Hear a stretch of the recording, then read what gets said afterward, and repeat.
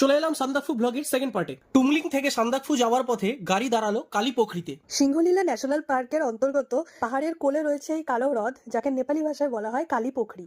হাত জমে যাচ্ছে ঠান্ডায়, এদিকে ক্যাপ মারা ছাড়বে না বলো। এই বেশি কথা বলবে না, খিদে পেয়েছে, তাড়াতাড়ি হোটেলের দিকে চলো। গাড়ি চললো হোমস্টের পথে। অর্ডার দিয়েছে বউ, যেমন কথা তেমনই হোক। আমি কিন্তু নিপাট ভদ্রলোক। খাদের গা ঘেঁষে গাড়ি চলতে লাগলো। অসম্ভব খারাপ রাস্তা, শরীর দিল ঝাঁকিয়ে, ফেটে হাতে চলে আসছিল জানলা দিয়ে বাইরে তাকিয়ে। কি হৃৎপিণ্ড।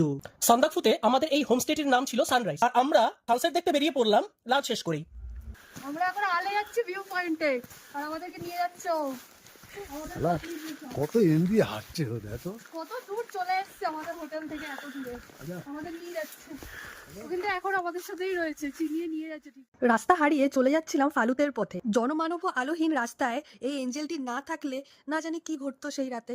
রাতের কথা বিশেষ মনে নেই, তবে থুকপা খেতে লেগেছিল সেই। মেঘাচ্ছন্ন থাকায় আল থেকে সানসেট দেখতে না পাওয়ার দুঃখটা সুদে আসলে পূরণ হয়ে গেছে এই দুর্দান্ত সানরাইজ থেকে। এই যে আমি এসে গেছি লেবু জল খেয়ে। বাকিটা আসবে পরের ভিডিওয়ে। সাবস্ক্রাইব করুন তো সবাই একসাথে ধে।